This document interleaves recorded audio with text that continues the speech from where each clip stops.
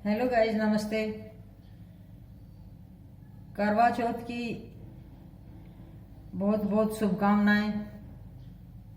Usha experiment आज आपको एक गणेश जी की कहानी सुनाऊंगी और इस कहानी के सुने बिना आपका ये करवा चौथ व्रत संपूर्ण नहीं हो पाएगा। इसलिए इस कहानी को आप ध्यान से पूरी जरूर सुनने।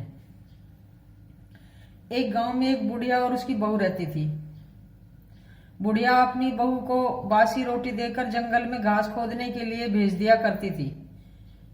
जंगल में बहू के साथ और भी गांव की औरतें घास खोदने जाती थी और वो सब औरतें ताजा खाना खाकर जाती तो जाते ही वहां बैठकर पानी पीने लग जाती।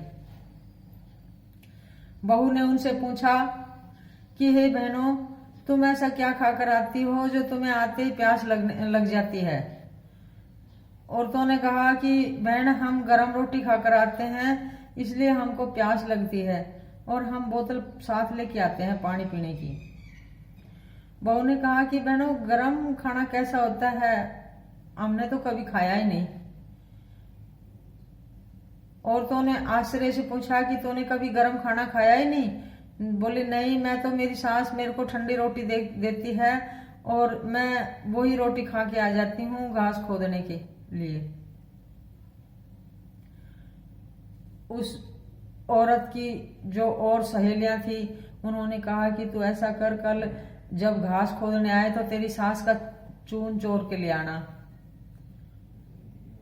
बहू ने हाँ कर दी और दूसरे दिन वो चून चोर के ले गई सास का। बहू की सहेलियों ने आटे को अपनी बोतल के पानी से गूंदा। रोड सीमेंट का था, इसलिए उन्होंने उस आटे को रोड पर ही गूंद लिया। पास में शमशान घाट था जिसमें लोग मरे हुए लोगों को, जो मुर्दा स्थान होता है, आंच रहती है हमेशा, रोटी उस आंच में सेक कर। और एक पास में गणेश जी का मंदिर था। गणेश जी के मंदिर में से, उसके दीपक में से तेल घी निकाल के और उस रोटी में घी डाल के उस बहू को, बुढ़िया की बहू को गर्म रोटी में घी डाल के और उसकी सहेलियों ने उस बहू को खिला दिया। उसने कभी गर्म खाना खाया ही नहीं था, घी तो दूर की बात है। उसको तो बहुत टेस्ट आया और वो रोज डेली अपनी सास का चून जोर लाती, गणेश जी के मंदिर में से घी गालती और शमशान घाट में सेकती और रोड पर उस आटे को गूंद लेती। सुबह उठते ही ठंडी रोटी सास देती, वो भी ले आती और चून चोर के अपने वहां जंगल में जाके और गर्म रोटी बना के खाती।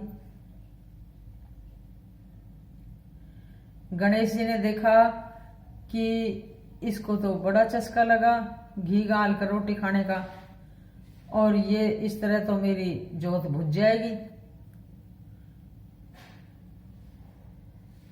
कुछ ना कुछ तो करना पड़ेगा इसका समाधान। गणेश जी ने अपनी उंगली नाक पर रख ली। अब जो लोग भी पूजा करने जाए, गणेश जी की उंगली नाक पर रखी देखकर आश्चर्य करें कि न जाने क्या अनहोनी होगी, न जाने क्या अशुभ होगा कि गणेश जी ने नाक पर उंगली रख रखी है। और इसका तो कुछ धर्म पुण्य किया जाए, राजा को बताया जाए ताकि इसका कुछ समाधान निकाल सकें।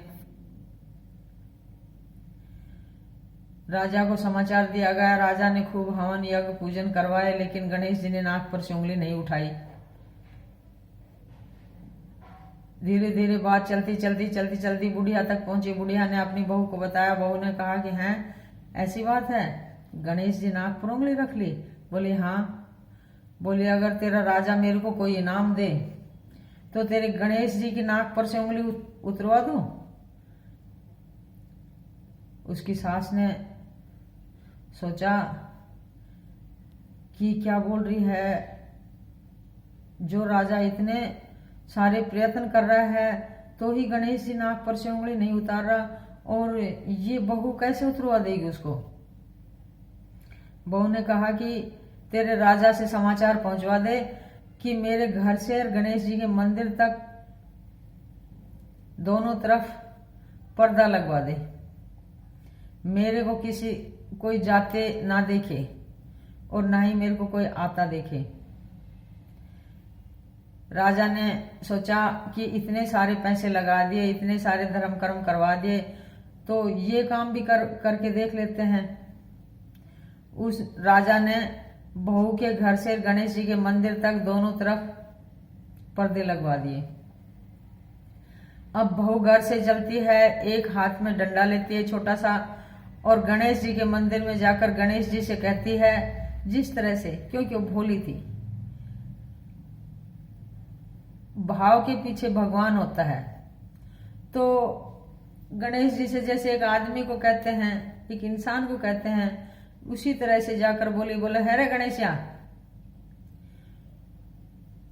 बोले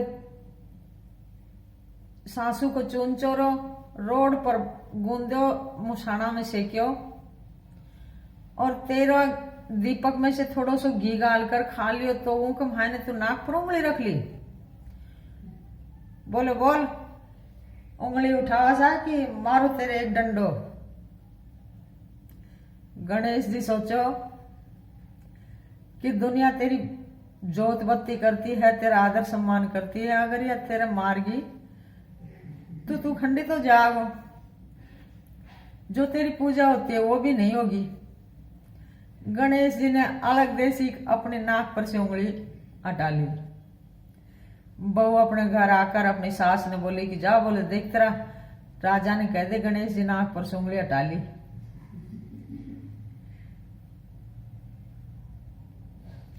राजा आश्चर्य करा कि भाई उस बुढ़िया की बहू में ऐसे क्या गुण हैं, ऐसी क्या करामात है उस बुढ़िया की बहू में, जो हमने इतने सारे धर्म पुण्य करे उससे कुछ नहीं हुआ और उसने झट जाके नाक पर उंगली उतरवा दी। तो हे गणेश जी महाराज, जैसी मैं बहू ने आई वैसे सब नायक कहता ने सुनता ने ओकारो भरता ने, अधूरी ने पूरी करिए, पूरी ने परवान करिए। जय हो मेरा मालक गणेश, जय गणेश।